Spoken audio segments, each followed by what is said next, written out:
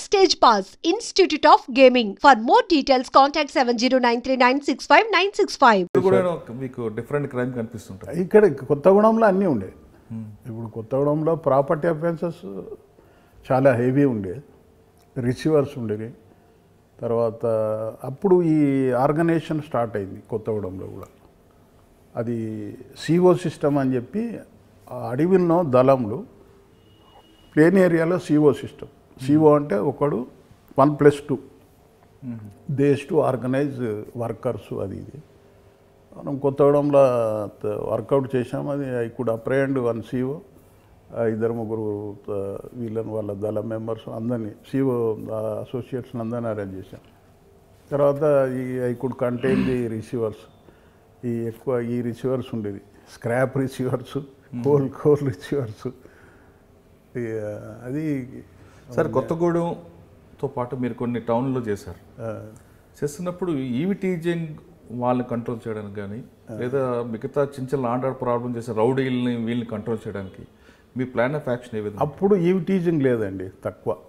మనకు రౌడీల్ని వాళ్ళు ఏ విధంగా కంట్రోల్ చేస్తారు? రౌడీజం కూడా అప్పుడు తక్కువనే ఉండే, అంత పెద్ద హెవీ రౌడీజం లేదు.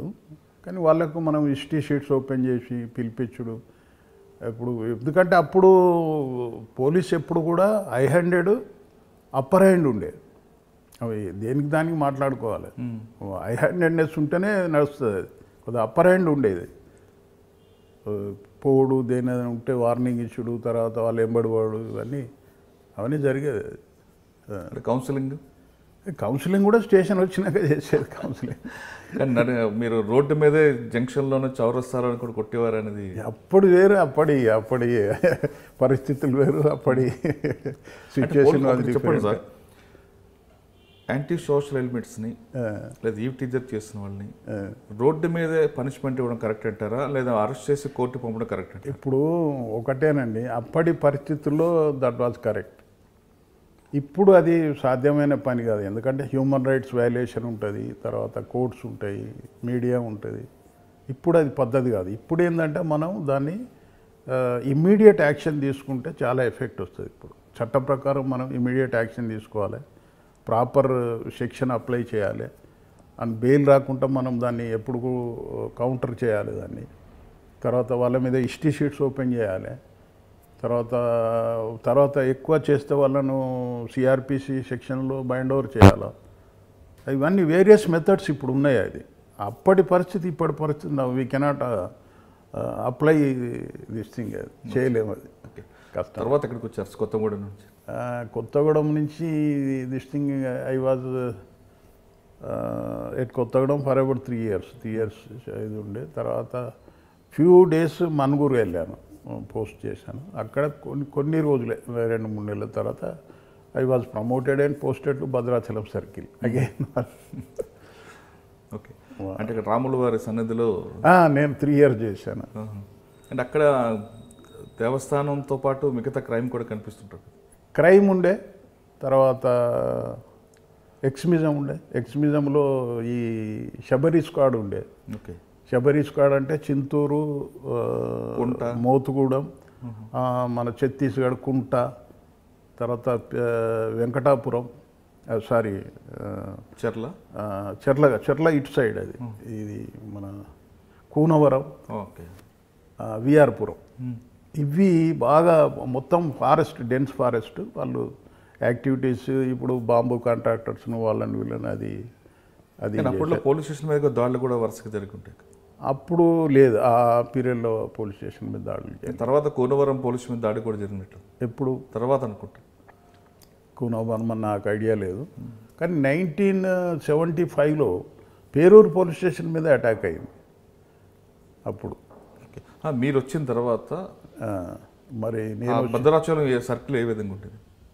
అంటే ఇదే మిక్స్డ్ అండి. భద్రాచలం ఎందుకంటే పిల్గ్రిమ్ సెంటర్ కదా, ప్రాపర్టీ అఫెన్సెస్ జరిగేది, తర్వాత ఈ క్రైమ్ జరిగేది, మర్డర్స్. ఇవి అంటే పెద్ద ఫ్యాక్షస్ మర్డర్స్ కావు, కానీ other type of murder Sexual జరిగేది. తర్వాత ఇవి ఎక్స్మిజం ఇది ఒకటి ఉండేది. అంటే భద్రాచలం సర్కిల్లో మీకు జరిగిన మీరు చెప్తున్న క్రైమ్లో మంచి ఇంట్రెస్టింగ్ ఉన్న మర్డర్ కేసు ఏమైనా ఉంటుందండి. చాలానే దాదాపు నేను 3 yearsలో దాదాపు 19 మర్డర్స్లో నేను ఎందుకంటే మీకు క్రైమ్ నేను డిటెక్ట్ చేసేది అది అది బాగా ఏంటంటే ఒక ఇంట్రెస్టింగ్ ఏంటంటే ఒక ఎస్టీ ఇది ఇమీడియట్ పోలీస్ స్టేషన్ కంప్లైంట్ వచ్చేది. సార్ నేను మా వదినని తీసుకొని వెళ్తుంటే ఇట్లా వీళ్ళు అటాక్ చేసినారు, మా వదినని తీసుకొని పోయినారు, ఎట్టుపోయిందో తెలియదు అది ఇది అని వచ్చి మనకు చెప్పినారు. తర్వాత తెలిసింది ఏంటంటే ఆమె మర్డర్ అయినది. ఈతను మనకు వచ్చిన కంప్లైంట్ ఏ విధంగా బిహేవ్ చేసిండంటే వాళ్ళ దగ్గర వాడు పోయి ఊళ్ళోకి పోయి చెప్పాడు, ఇట్లా అటాక్ అయింది, మేము వస్తుంటే సైకిల్ మీద అటాక్ చేసినారు, ఆ వదినని తీసుకుపోయినారు. వీడు ఊళ్ళోకి చెప్తే వాళ్ళంతా వస్తారు కోయాసాలు. వచ్చినప్పుడు ఎంత యాక్ట్ చేశాడంటే నాకు దాహం వేస్తుందంటే ఎట్లా లేదు నీళ్ళు లేవు కదా అంటే వాడు మూత్రం పోయి తాగుతానంటే మూత్రం పోస్తే తాగినాడు. అంటే అంత ఎలిబి వాడు ఇది చేసినాడు దాని మీద. సరే మనం రాత్రి ఎఫ్ఐఆర్ రిజిస్టర్ చేసినాం, సీన్కి వెళ్ళాం. చూస్తే అది మర్డర్గా లేదు, ఇది రాబరర్స్ కానీ వీళ్ళు కానీ లేదు. కానీ ఏమైంది అక్కడ, they suspected the villagers of some this thing, Koya community వాళ్ళను సస్పెక్ట్ చేసినారు. ఆడ 2 విలేజ్లో ప్రాబ్లం వచ్చినది. సరే అని చెప్పి చూసినాక సీన్ మొత్తం చూసినాక నాకు వచ్చినది వీని మీదనే సస్పెక్ట్ అయింది. అంటే ఎక్కడ లీడ్ వచ్చింది అంటే ఇప్పుడున్న టెక్నాలజీలో అంటే ఒక సెల్ టవర్ లొకేషన్. ఇప్పుడు ఒకటి ఏంటంటే దాని యొక్క ఉద్దేశం ఏంటంటేనేనండి, అప్పుడు మేము ఏదైతే చేశామో అప్పుడు మాకు టెక్నాలజీ సపోర్ట్ అనేది లేదు. సీసీ కెమెరా లేవు, టవర్ లొకేషన్ టవర్ లొకేషన్ లేదు, సెల్ ఫోన్ లేదు, ఎనీ దిస్ థింగ్ లేదు. కానీ అప్పుడు ఏంటంటే ఓన్లీ హ్యూమన్ ఇంటెలిజెన్స్, మనం హ్యూమన్ ఇంటెలిజెన్స్తోనే మేము వర్కౌట్ చేసేది. ఎంత పెద్ద గ్యాంగ్ను పట్టినా కానీ హ్యూమన్ ఇంటెలిజెన్సే, మన ఇన్ఫర్మెంట్స్, మన అనాలిసిస్, పలానోడు చేయొచ్చు ఇది అని చెప్పి. మరి ఈ కేసు ఏ విధంగా మీరు అంటే నాకు అది ఆ సీన్ చూడంగానే ఐ గాట్ సస్పిషన్, అది అర్థమైపోయినది, ఓహో ఇది కాదు అని చెప్పి. అంటే అక్కడ రప్చర్ ఏం లేకుండా ఉన్నట్లుందా, అంటే కిడ్నాప్ అయినట్లు కానీ లేదు ఇప్పుడు చెప్పిన దానికి కలుస్తలేదు అది. ఇప్పుడు ఎంత అయినా కానీ యాక్చువల్గా జరిగింది వేరు, కంకాటెడ్ స్టోరీ వేరు. అది ఓకే, అప్పుడు అర్థమైపోయినది అది. అంటే యాక్చువల్గా ఏం జరిగిందండి? యాక్చువల్గా చెప్తా, అతను వచ్చి తీసుకొచ్చి ఇంటరాక్షన్ చేసినాం. తొందరగా చెప్పాడు కదా, కొంత టైం అయినాక చెప్పి ఈ confess to have killed this thing. ఎందుకు చేసినాడంటే that was the interesting story. ఈ లంబాడా ట్రైబల్స్లో ఒక ట్రెడిషన్ ఉన్నది, వీళ్ళ అన్న చనిపోతే ఏంటంటే ఆమెను ఇతనికి ఇచ్చి పెళ్లి చేయాలనేది ఆ విలేజర్స్ డిసైడ్ చేశారు. ఎందుకంటే మాది వాలి సంతతి, రామాయణంలో వాలి సంతతి. వాలి చనిపోతే వాలి భార్యను సుగ్రీవుడు చేసుకున్నాడు.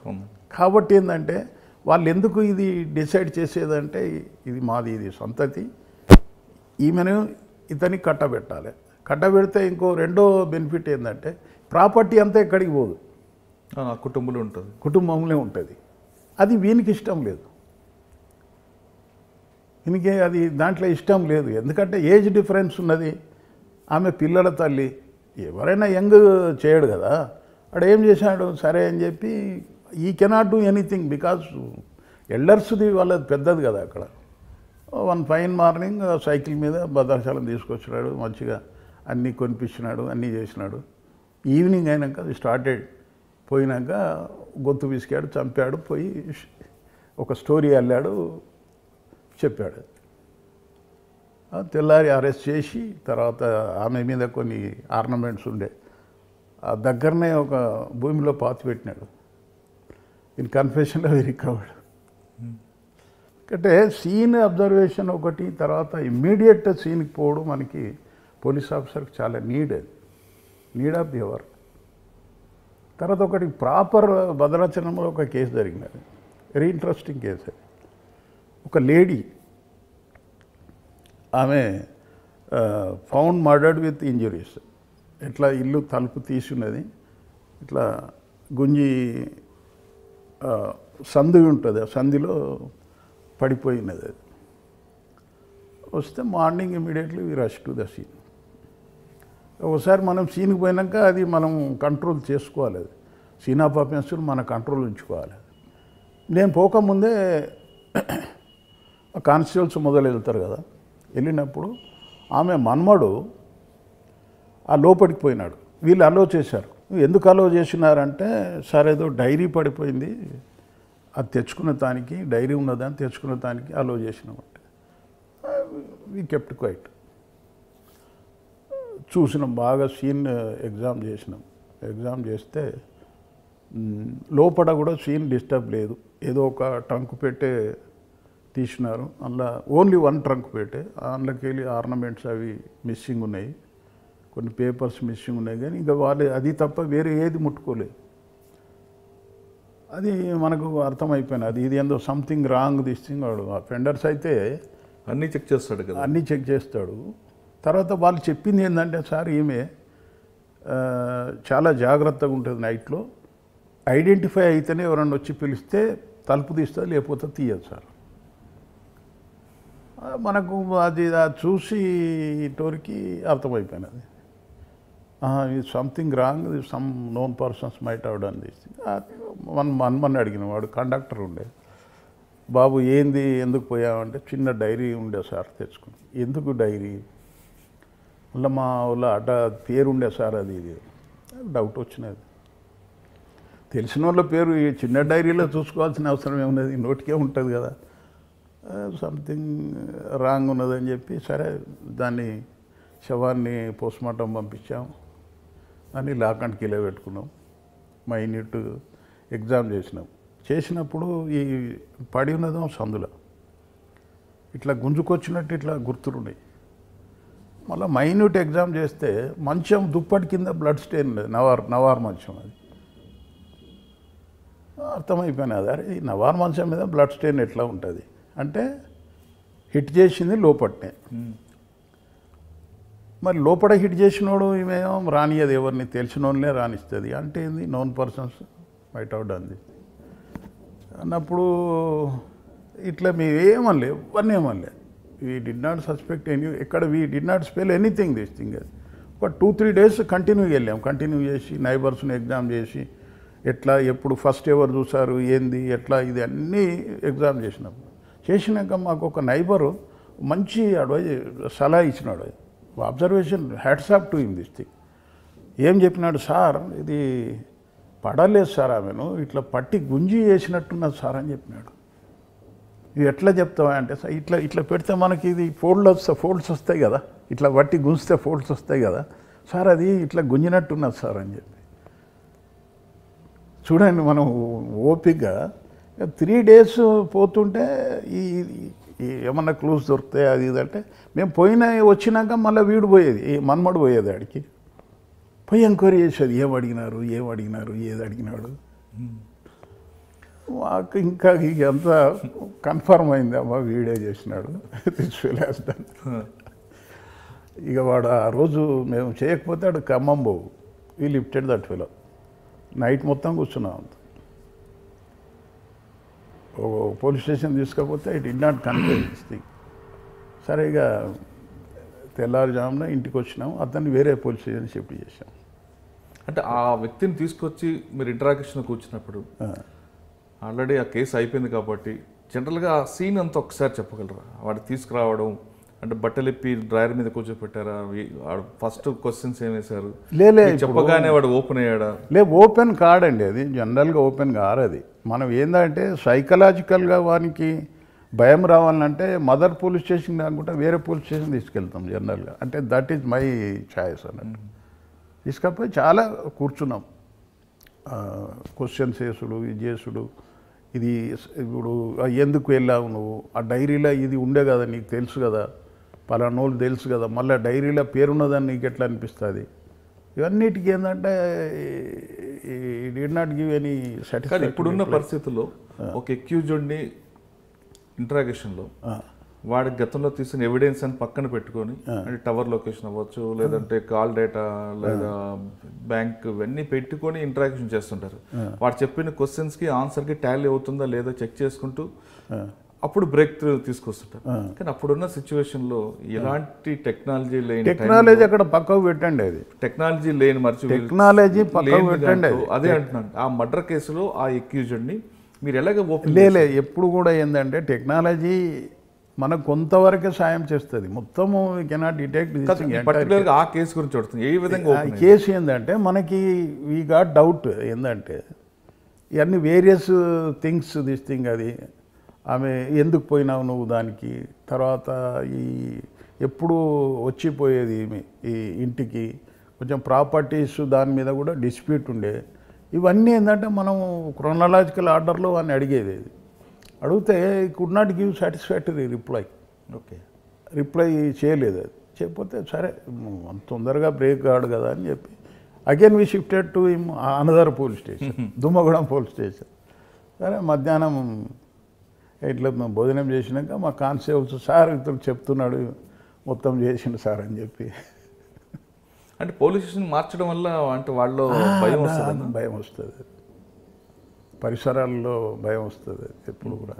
అది సరే మళ్ళీ తెప్పించుకొని చూసి అది చేసినాక అంటే కొట్టడం వల్ల చెప్పాడా లేదంటే ఈ స్టేషన్ కొట్టుడు టు సమ్ ఎక్స్టెంటేనండి. మొత్తము కొట్టేతో ఎవడు చెప్పడు, అది రాంగ్ నోషన్. అది ఒక టు సమ్ ఎక్స్టెంటే. అది మెజారిటీ కేసెస్లలో మనం వైలెన్స్ కొట్టకుండా కూడా మనం చాలా చేయొచ్చు. కొన్ని కేసులలో ఇది మనకు రివర్స్ అవుతుంది, వాడు అసలే చెప్పాడు, మొండికేస్తాడు. We have to study the psychology of that criminal. Right. మనం క్రిమినల్ సైకలాజీని అండర్స్టాండ్ చేసుకోకుండా మనం ఎప్పుడు కూడా ఇన్వెస్టిగేట్ చేయకూడదు, ఇంటరాక్షన్ చేయకూడదు. అది చాలా ఇంపార్టెంట్. క్రిమినల్ నాగా ఎప్పుడు చూడొద్దు. Is a human being. Criminal అనేది ఒక హ్యూమన్ బీయింగ్. వాడు ఎందుకు క్రిమినల్ అయింది అనేది it is nothing this thing. అది మనతోని కాదు. అది అంటే మనం చేయలేదు, మనం బాధ్యులం కాము, పోలీసు బాధ్యులం కాము. మన బాధ్యత ఏంది, అతను అఫెన్స్ చేసిండా లేదా, అఫెన్స్ చేస్తే అతను కన్ఫెస్ చేస్తున్నాడా లేదా, కన్ఫెస్ చేస్తే అది ట్రూ కన్ఫెషనా నాట్, అదే మన బాధ్యత. అంతేగాని మనం ఏదో వాని మీద ద్వేషం ఉన్నట్టు అది ఎప్పుడు బిహేవ్ చేస్తే మనకు రివర్స్ అవుతుంది. మనం సంఘ సంస్కర్త కాదు మనం. కాబట్టి ఏంటంటే ఎప్పుడైనా కానీ మనము అతన్ని హ్యూమన్ బీయింగ్ లాగానే చూడాలి. చాలా ప్లేసెస్లలో చాలా పొరపాటు చేస్తారు. సరిగా టైంకి అన్నం పెట్టరు, ప్రాపర్ ఫుడ్ పెట్టరు. అది చాలా తప్పు. అది ఓకే. అంటే మీరు క్రిమినల్స్ని ఈ విధంగా ముందు వాడు ఆకలి కాడు తీర్చి తర్వాత క్వశ్చన్స్ ఎప్పుడైనా అంతేనే. ఎప్పుడు కూడా టైంకి వాళ్ళకి ఫుడ్ అనేది కంపల్సరీ అరేంజ్ చేసేది. ఇప్పుడు కూడా పస్తులు పెట్టి చేస్తే ఏంటంటే ఎవరికైనా కడుపు మంట కన్నా ఏ మంట ఉండదు. అది ఎప్పుడైనా క్రిమినల్ చెప్తున్నా కదా, క్రిమినల్ లాగా చూడొద్దు. హ్యూమన్ బీయింగ్ ఆడు, హ్యూమన్ బీయింగ్ అంతే. తప్పేం చేశాడు, ఎవడైనా చేస్తాడు. అది అట్లా చేసినాక ఇట్ కన్ఫెస్డ్. తర్వాత immediate evening with all press reporters from Bhadrachalam వాడు ఏం చేసినాడు, మొత్తం ఆర్నమెంట్స్ అన్నీ తీసుకున్నాడు. తీసుకొని ఒక చిక్కుడు పందిరి ఉంటుంది, ఇట్లా ఇట్లా ఉంటే దీని కింద ఇది మధ్యలో పొట్లం కట్టి పెట్టినాడు. ఎందుకు చేసావని అంటే అప్పుడు ఈ నెరేటెడ్ ది ట్రూ స్టోరీ. వాడు రాత్రి పోయినాడు, ఇంట్లో పోయినాడు, ఇదే ప్రాపర్టీ మీద ఘర్షణ అయినది. ఘర్షణ అయితే ఒక కట్టె అందుకున్నాడు, పట్టున కొట్టాడు, నెత్తి మీద పడ్డది, మంచంలో బ్లడ్ స్టెయిన్ అయింది. దాన్ని ఏం చేసినాడు, ఈ దొంగలు కొట్టినట్టు వాడు ఒక సీన్ క్రియేట్ చేశాడు. అవి తీసుకొని పోయినాడు, ఒక సూట్ కేసు లేవబెట్టినాడు, 1-2 కాగితాలు కింద వేసినాడు, అది తీసినాడు, ఆ సందులో గుంజుకొచ్చినాడు, పండబెట్టినాడు, వెళ్ళిపోయినాడు. మరి చిక్కుడు పందిరి కింద ఎందుకు పెట్టాడు? దాసినాడు. జనరల్గా భూమిలో దాస్తారు. వాడు దాసినాడు అంతే. అది ఎవడు ఇది చేయడు అని చెప్పేది. ఒక్కొక్కని మైండ్ వేరు కదా. అది తర్వాత మాకు ఆ రోజే, ఎందుకంటే మార్నింగ్ అక్కడ చూస్తుందంటే బాగా నిద్ర లేకుంటున్నది ఆయన కళ్ళని. కళ్ళన్నీ నిద్ర లేకుంటున్నాయి, కొంచెం డిస్టర్బ్ మూడ్లోనే కనబడ్డాడు. కానీ మేమేం క్వశ్చన్ చేయాలి అక్కడ. మనం ఎప్పుడు క్వశ్చన్ చేయాలి? మనకు ఫుల్ ఎవిడెన్స్ ఉన్నప్పుడే అతన్ని క్వశ్చన్ చేయాలి. నువ్వు ఫుల్ ఎవిడెన్స్ లేకుండా క్వశ్చన్ చేసిందనుకోండి, వాడు బిగిసిపోతాడు. వాడు ఈ will tell some other story. వాడు డిఫెన్స్ అంతా తయారు చేసుకుంటాడు. ఇట్ ఈజ్ అన్ ఆర్ట్ అండి. Investigation is an art. అది ఒక కేసుకు మనకు సంబంధం ఉండదు. ఇదే ఆర్ట్ అక్కడ అన్ని కేసులు కూడా వర్కౌట్ కూడా కాదు. మనిషిని బట్టి ఉంటుంది. దానికి ఒక ఇది లేదు, ఒక బుక్ లేదు. ఇంట్రాగేషన్కు ఇట్లా చేయాలనేది బుక్ లేదు. కొన్ని పారామీటర్స్ ఉంటాయి.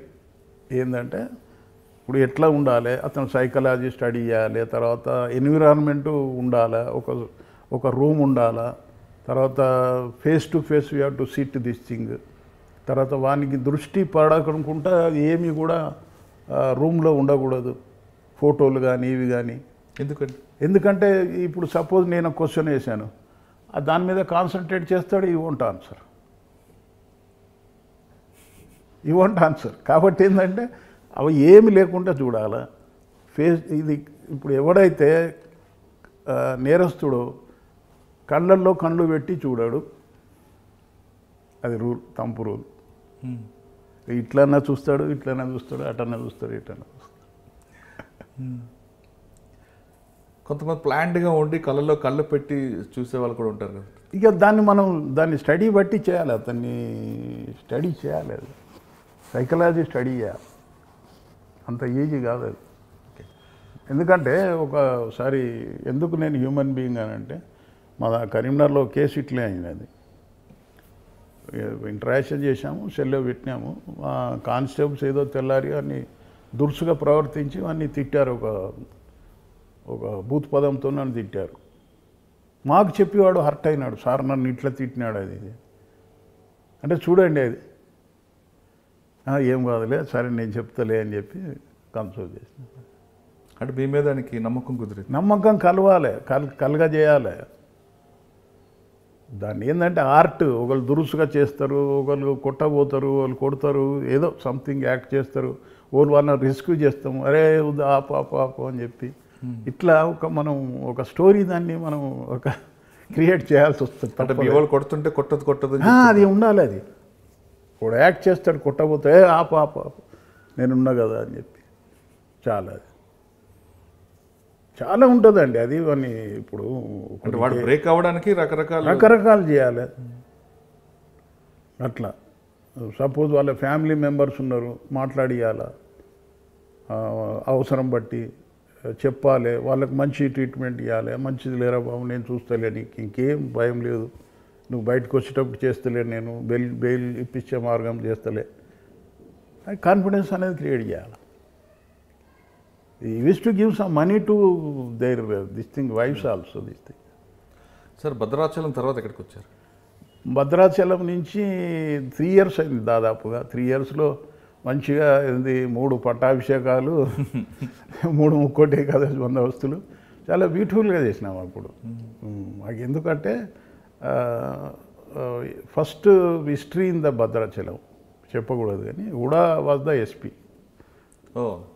సయ్యద్ అన్వరుల్ హుడా అని చెప్పి. ఆయన ఏం చేశాడంటే, అంతకుముందు భద్రాచలానికి వేరియస్ డిస్ట్రిక్ట్స్ నుంచి ఫోర్స్ని తీసుకొచ్చాయి, ఆంధ్ర నుంచి కానీ ఇక్కడి నుంచి కానీ.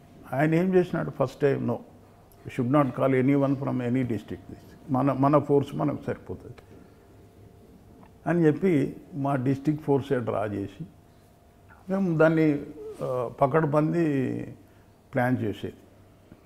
నేను ఒక్కనే, నాకు డిఎస్పీలు ఎవరు రాకపోయేది, వాళ్ళు ఆ మీది బంగ్లాలనే కూర్చునేది, మేము వర్కౌట్ చేసేది. ఆయన ఎస్పీ వాజ్ వెరీ పర్టిక్యులర్, వచ్చి తిరిగేది ఎక్కడ ఏ మెన్కి ఎక్కడ అకామిడేషన్ ఇచ్చినారు, whether accommodation is good or not, that is more this thing hour of the need. అది ఇప్పుడు మెన్కి అకామిడేషన్ లేకపోతే వాళ్ళు ఎట్లా పర్ఫార్మ్ చేస్తారు బందోబస్తు, అది చూసేది. చూసినాక మాకు ఏ బందోబస్తు కూడా ఎక్కడ కూడా ఏమి ఇంత ప్రాబ్లం రాకుండా ఎలోన్ ఐ డెల్ట్ ది బందోబస్తు, ఎక్కడ ప్రాబ్లం రాలేదు. ఓకే, రాత్రంతా కూర్చునేది, రాత్రంతా కూర్చొని మొత్తం పేపర్ మీద పోస్టింగ్స్ వేసేది.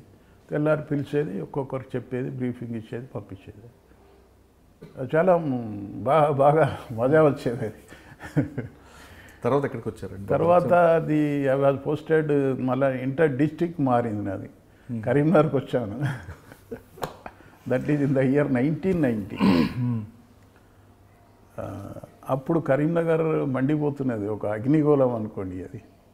ఎందుకంటే ద ప్రాబ్లమ్ ఈజ్ దట్ 89లో చెన్నారెడ్డి గారు ప్రభుత్వం వచ్చినాక వాళ్ళను నక్సలైట్స్ను లిబరలైజేషన్ చేశాడు. ఏం చెప్పాడు, సరే పెట్టుకొనియండి వాళ్ళని, మీటింగ్ పెట్టుకొనియండి వాళ్ళను, మనం ఎందుకు అనచాలే అని చెప్పి అందరినీ ఆయనే ఒక బ్లాంక్ ఆర్డర్ ఇచ్చినాడు.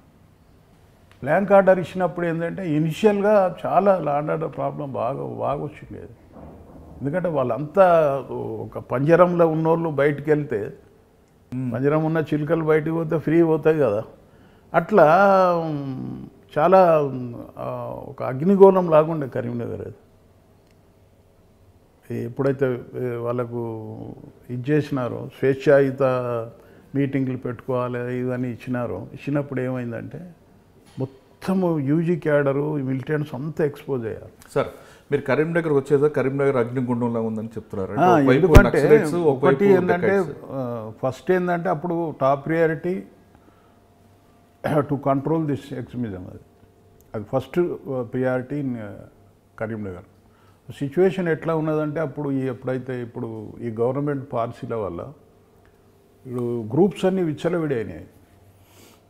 Particularly within the groups చాలా కొట్టాటలు జరిగినాయి. అంత సిరిసిల్ల మాత్రం అది హారిబుల్ సిచ్యువేషన్. అది హారిబుల్ అంటే horrible, you cannot imagine now this thing. ఎందుకంటే అప్పుడు ఈ మావోయిస్ట్, అప్పుడు PWG, Janashakti, they used to fight with each other this thing. ఈ మావోయిస్ట్లో ఫెరోషియస్, వీళ్ళని అటాక్ చేసి జనశక్తి వాళ్ళను చంపి, ఒక ఊళ్ళో గంభీరావుపేట దగ్గర వాళ్ళని చంపి వాళ్ళ తలలు తీసుకొచ్చి ఎల్లారెడ్డిపేట పిఎస్ లిమిట్స్లో చెట్లకు కట్టారు. మీరు ఇమాజిన్ చేయండి అది ఎట్లా ఉన్నది పరిస్థితి. దాని రిటాలియేషన్కు జనశక్తి వాళ్ళు వాళ్ళను కౌంటర్ అటాక్ చేసే శక్తి లేక సీక్వెన్స్గా ఒక మూడు విలేజ్లలో మర్డర్ చేసుకుంటూ పోయారు. ఎవరు భూస్వాముల్ని అని చెప్పి, ఏంది ఎంత 80 years 75 years వాళ్ళను పెద్ద తల్వార్తోని నరుక్కుంటూ వెళ్ళారు. అంటే పరిస్థితి ఎట్లా ఉన్నదో మీరు చూడండి. వాళ్ళు ఏం చేశారు, జనశక్తికి పడకపోవడం కారణం ఏంటంటే వాళ్ళ పాలసీస్ అంతే. అది గంభీరావుపేట దగ్గర మర్డర్ చేసి తలలు తీసుకుపోయి ఎల్లారెడ్డిపేట పిఎస్ లిమిట్స్లో చెట్లు కట్టి ఆ డెడ్ బాడీస్ను ఈ సెస్ వెహికల్ ఉంటుంది, ఎలక్ట్రిసిటీ సెస్ది, ఆ సెస్ వెహికల్ వేసి పంపించారు. చూసిన 3-4 members తీస్తే. అంటే ఒక్క ఎగ్జాంపుల్